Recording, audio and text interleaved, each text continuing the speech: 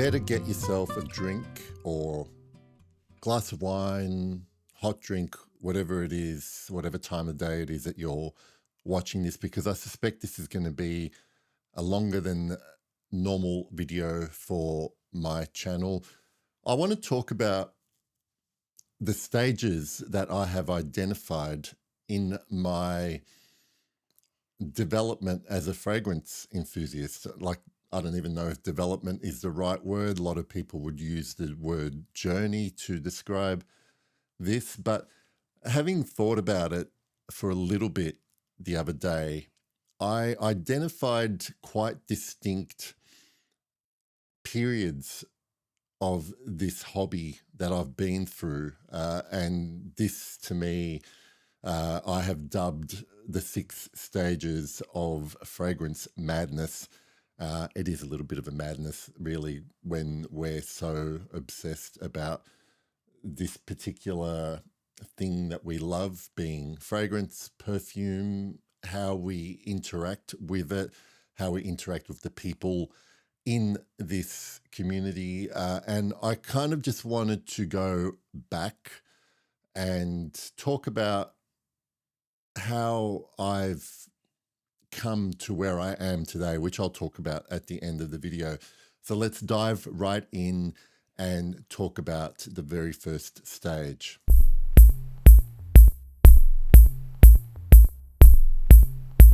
Okay, so this is the point of time, especially for me, that I at least became aware of fragrance. And I'm talking about being a very early teen, say 13, 14, and my first exposure to actually, I had already smelled perfumes and colognes that my parents wore, that my grandparents wore.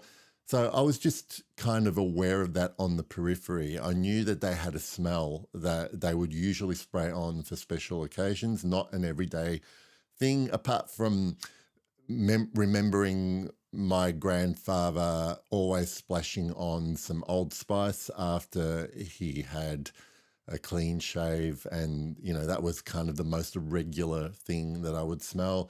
Occasionally my mum and my grandmother, whenever we'd go to functions, family events, I would be aware that they would smell nicer, not really knowing what it was I was smelling. It was most probably something from Avon, given that they were very into it at the time. But around the age of 13, 14, I was gifted by my aunt my first fragrance that I had for myself. I'm pretty sure that even up until then, I was probably only just starting to use deodorant, and that was the extent of my extra hygiene routine, putting some deodorant on, and probably didn't have a smell anyway. My aunt gifted me my very first fragrance. It's not this particular bottle, but it was this particular fragrance. Back then, it was called Lagerfeld Classic, Lagerfeld Cologne. Had a different font on the bottle. Today, it is Lagerfeld Classic. The bottle looks the same. That cap is the same with the ring. And to me, it's retained a lot of its original character. So if you think about it, this perfume was released back in 1978, and we are talking probably mid-80s when I got my bottle of it. And for a kid of 13, 14, if you're familiar with this particular smell, it's definitely very, very different to what a 13, 14-year-old would choose to wear today. So bear that in mind. And I don't know what the trend was amongst teenagers back in the mid-80s, given there was no internet. And I guess the only sort of exposure teens would have had back then would be through magazines or some mention of a cologne or perfume on TV advertising or in a popular show. So yeah, I'm not sure how popular Lagerfeld was compared to things like Dracar Noir back then, Kuros, I vaguely remember as well. And so a young teen wearing Lagerfeld Classic back then, I kind of felt really sophisticated uh, and like even though whenever I was going to like a family function for instance, I would still be sitting at the kids' table. But I can tell you that I was probably the most sophisticated smelling kid at that table compared to my peers, and so it felt special to own that first bottle of cologne, and I'm never going to forget it. And partly because of that is the reason why I still have it in my collection today. But on top of that, I still think it smells amazing.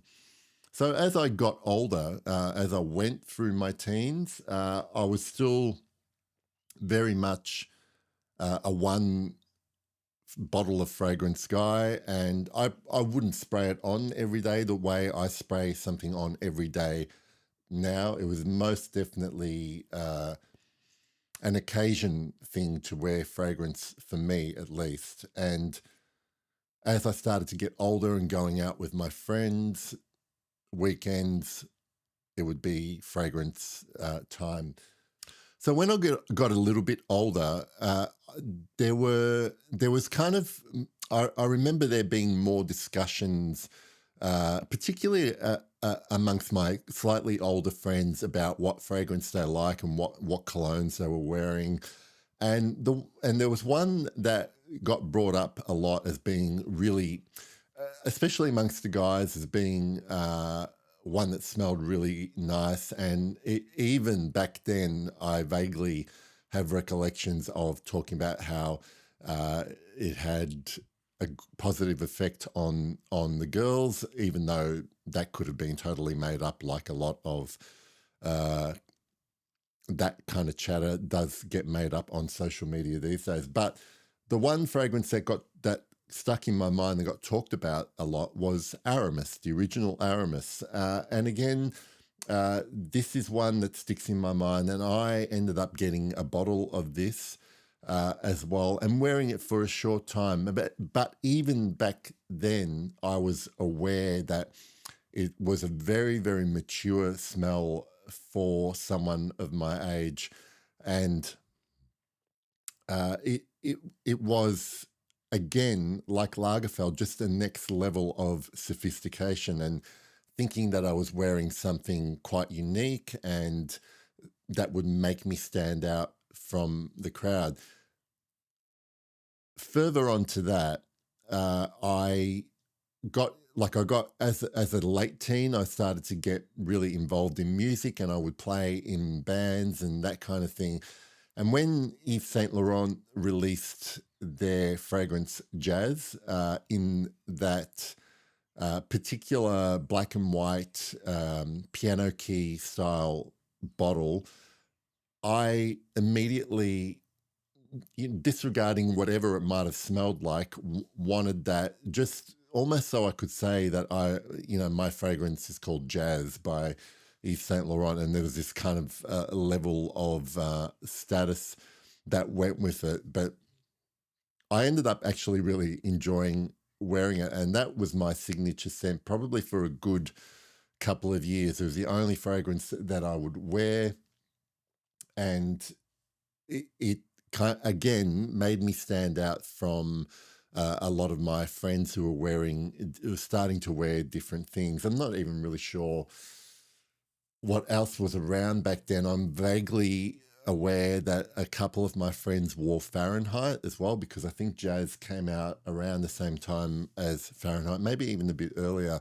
But for those couple of years, it was Jazz. Then this kind of switch occurred where I wanted to wear something a little bit more with the times, and something that I was starting to smell on other people. I think I remember one of my cousins smelling of this particular scent, and you have to understand that back when this particular scent came out, it was really, really quite different to what had been coming out now. And now at this point in time, Calvin Klein was very, very popular, and they just saturated the TV with their ads, with using all the popular supermodels of the day. But I kind of was attracted to that. But the perfume that actually took my attention was Jean Paul Gaultier's Le Mal, and this fragrance again then became my single use fragrance and my signature for the next couple of years after that. Uh, and the reason that I ended up stopping wearing Le Mal was that it ended up becoming the ubiquitous scent in the wild for where I lived. I don't know if it happened in other areas of the world. I imagine it did because it was immensely popular, but literally on any given Saturday night, you could walk down the street and someone would inevitably be wearing Jean Paul Gaultier's Le Mal. And eventually it kind of became the Baccarat Rouge of its day. And like for me, it just became something I would smell everywhere. And it, it, I sort of became the crowd rather than trying to stand out from the crowd. So these are things I was becoming aware of, and this is where I started to walk into department stores or pharmacies and try different things out. Now, again, I for my next fragrance, I chose something again that was really, really popular, and that was Acqua di Gio from Armani. Which was probably way more. I mean, I think it is the most sold, at least men's fragrance of all time, and again, it was super, super popular. And eventually, I also moved on from that. I think a friend of mine gifted me a bottle of Boss Orange for Men, and that was sort of the last signature fragrance for me before I moved on to my next stage.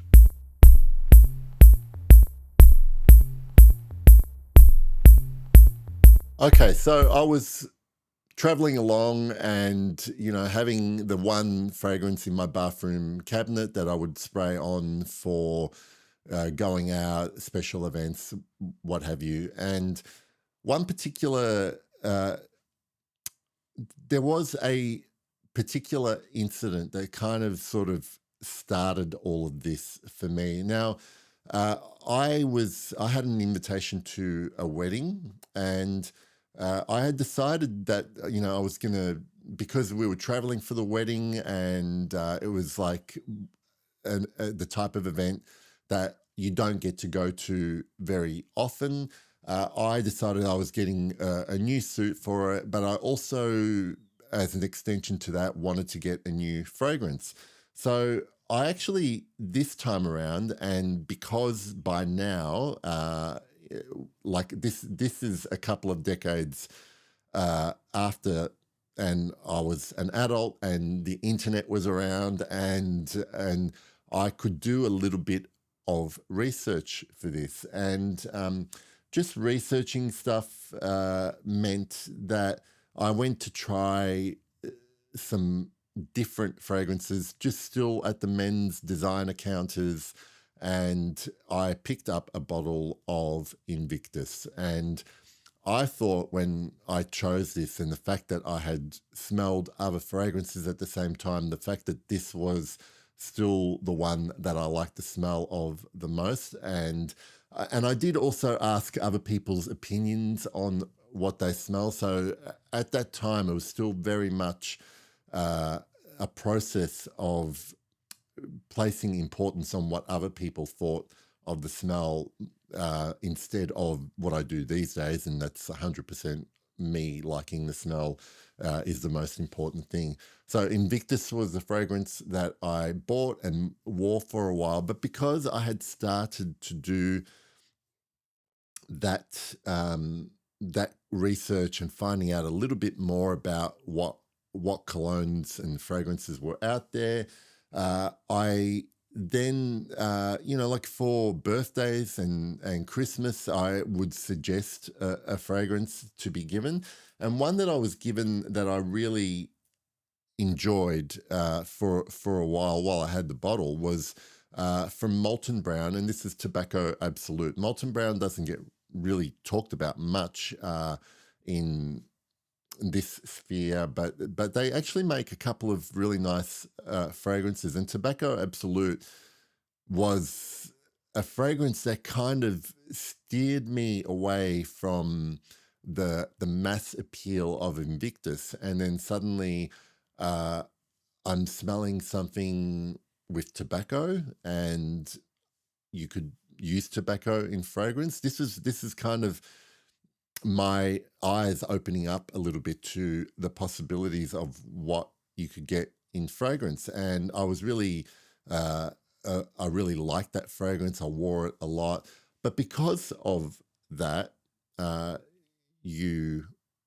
go to your phone or computer and you start to type up tobacco fragrances, and all of these things start to come up. And I then went through more of a phase of trying out other designers that I'd not looked at before. For a while, I even had a bottle of Boss Bottled Intense. So suddenly I had 2 or 3 bottles that I was kind of rotating between special events and going out and socializing. And this is where I really did start to discover what was really out there, and my introduction to the next stage.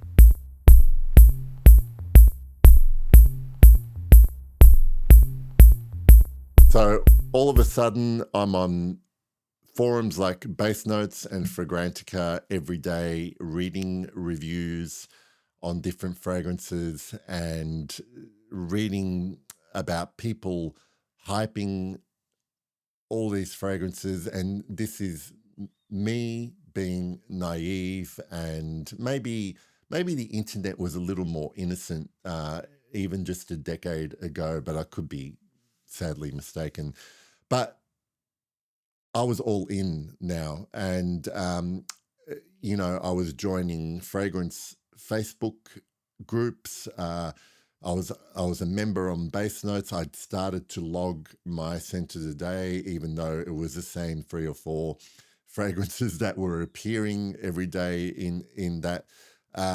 Reading reviews, started to watch YouTube channels that talked about fragrance, and all of a sudden, I was hearing about all of these perfumes, and then I had the great idea of checking eBay to see if I could find decants and samples of all of these things. And I initially went through this stage of literally every day, like I think for a period of about a month, every day I would put something in my cart, usually a decant of something that I'd read about that day. And it was really this period of wanting it all, and social media was doing nothing to stop that. In fact, it was just feeding this kind of buying frenzy. And I quickly graduated from buying decants and samples, and this is about the only period of time in this journey that I started to try clones, because I was hearing about fragrances that I could not try here in Australia. Now, you have to understand, even just a decade ago, the market looked so different here, and there were so many things, particularly when we're starting to look at what I consider to be niche brands back then. Uh, being available here, just no availability in stores to even go and have a smell of a tester. And so this was the point where I tried a few clones, just local Australian clone houses. And really, it was kind of just to uh, satisfy this curiosity I had that, there was this uh, particular brand that I'd read about that was so, exotic and foreign to me, nowhere to be seen here in stores in Australia. And they were making a clone of what it should have smelled like. And this is where I tried and experimented with clones just to see what I was missing, I guess, just to smell what I was missing.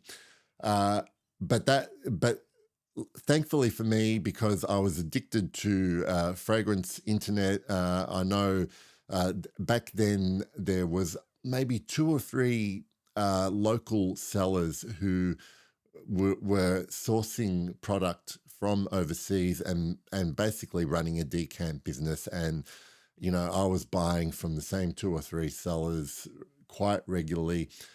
And then after that decant buying and sample buying developed into this kind of habit of buying bottles, especially partials on Facebook. And this was my period really of blind buying. Like I would just be blind buying something up, probably once a month. And I had a pretty good strike rate. I was very, very lucky that I liked a lot of the fragrances that I blind bought, but I was buying really, really impulsively. And in the matter of probably 6 to 10 months, I had acquired, I think that the highest that my bottle collection had ever gotten was 150, around 150, give or take a few bottles. And that all happened really, really quickly. So I had all of these bottles and probably just as many samples and decants and two or three clone bottles lying around that I was trying to rotate through. And what that kind of forced me to do in a way was, because I already had it in my head back then that I didn't want something to be sitting not used, collecting dust, that I had to rotate through all of these things. And this is when I started to realize that I was wearing a lot of stuff I wasn't enjoying, just for the sake of using something. I was in full consumer mode, and like it was consuming me basically. And this kind of led me to take a step back and move on to my next stage.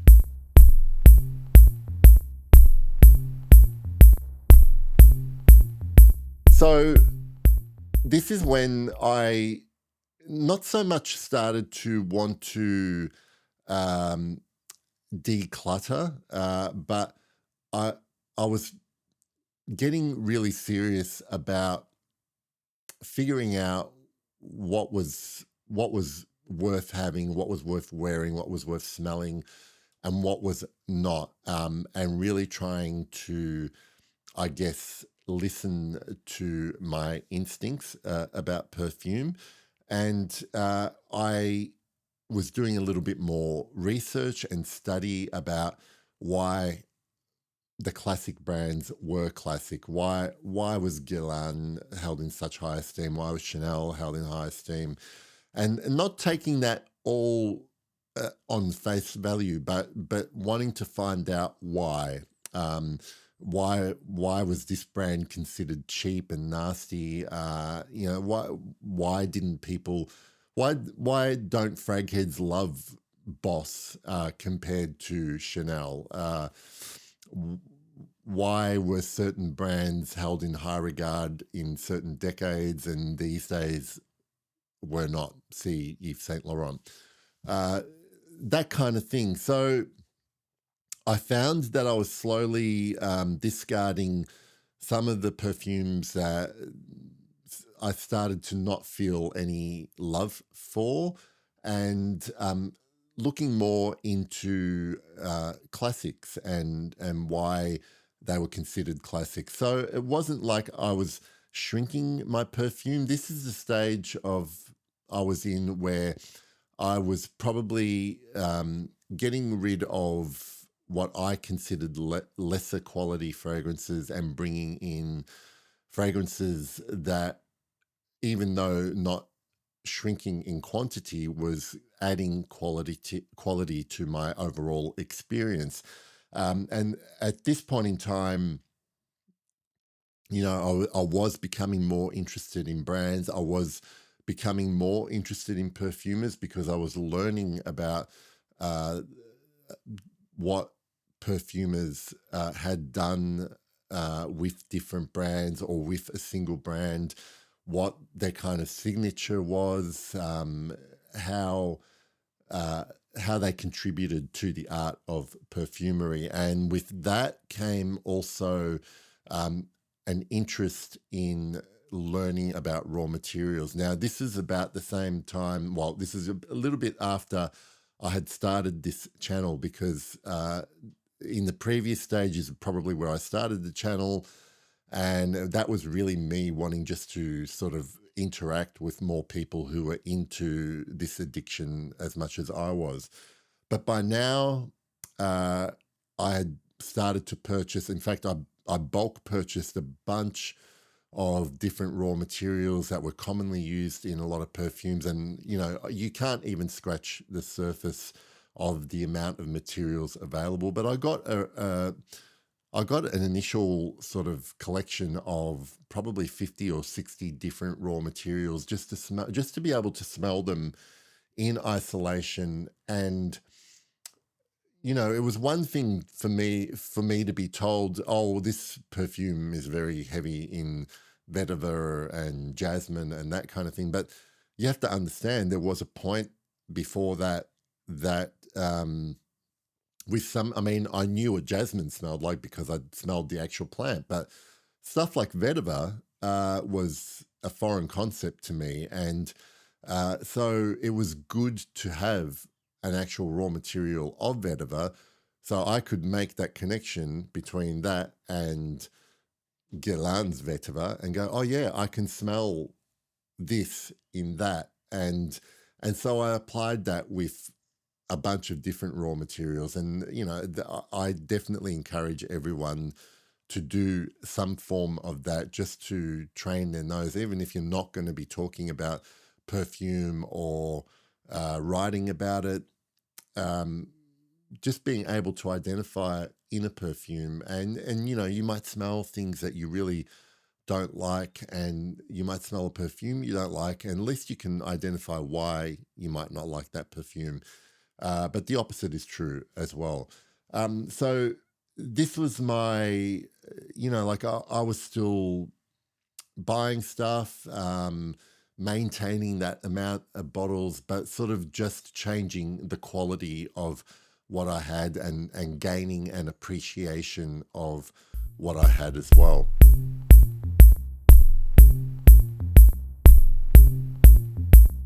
So in this stage is where I think my collecting and accumulating really turned the corner into curating my bottles of perfume.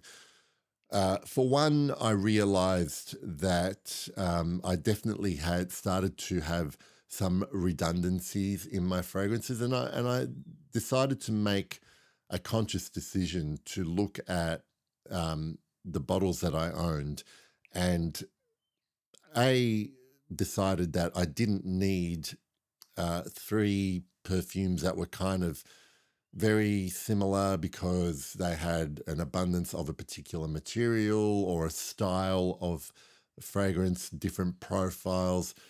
And so it forced me to really wear them and think about what I loved about them, which one I loved wearing more. Now, I know some people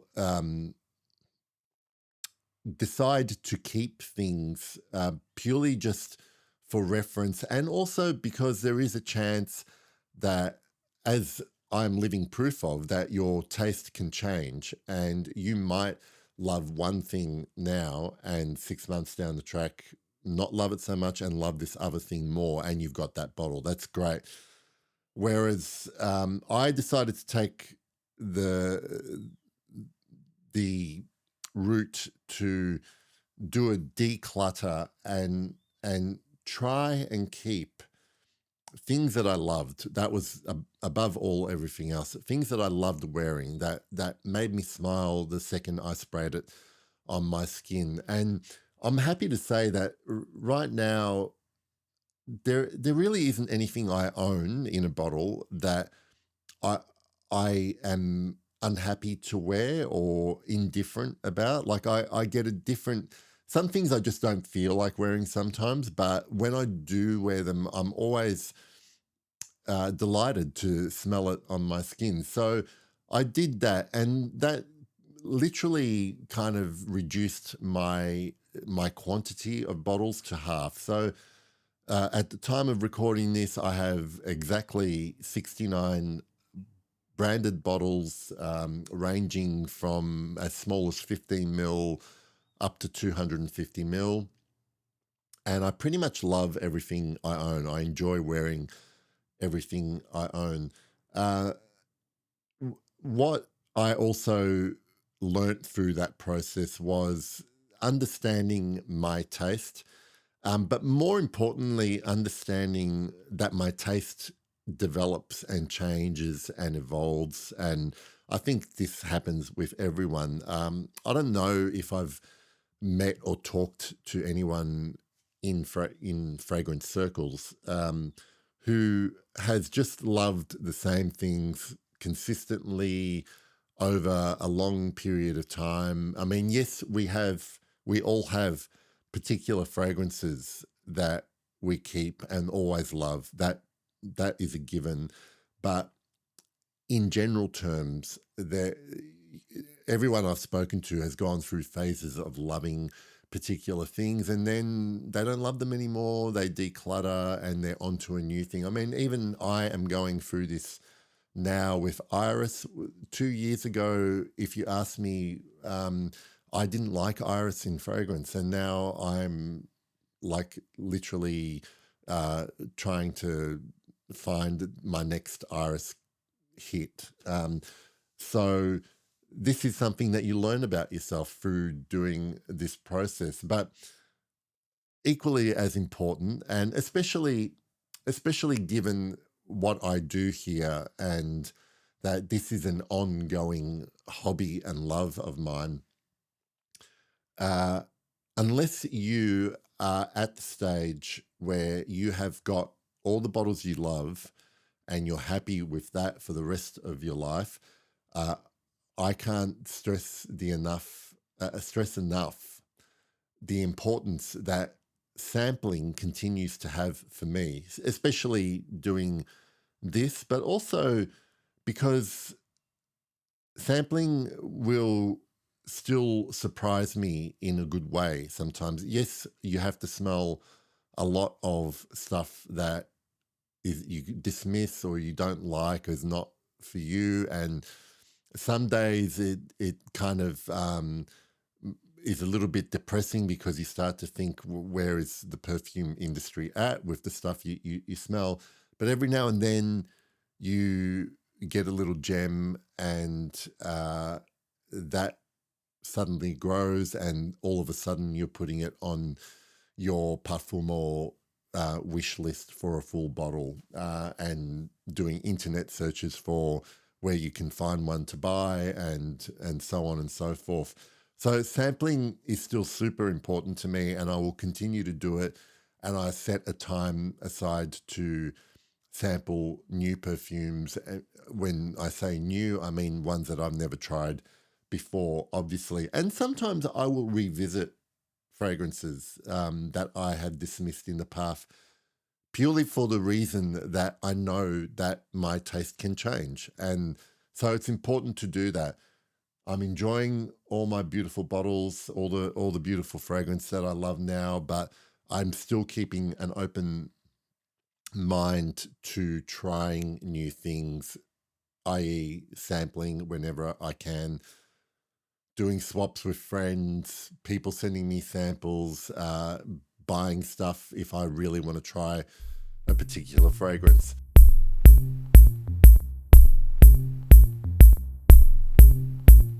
So I'm here now. This is where I am. I am good in knowing what I need to do to figure out what I love. That is a convoluted way of saying that I know how to get from smelling something to wanting a bottle of something. And speaking of that, now I'm even, I feel like I am even patient enough to not worry about things like discontinuations and not worry about finding a particular vintage of something. Now I have a bottle wish list. I know that some of the bottles I have on my wish list are very difficult to obtain, especially living here. And I have to be patient and wait for them. And if they happen to disappear off the face of the earth, so be it.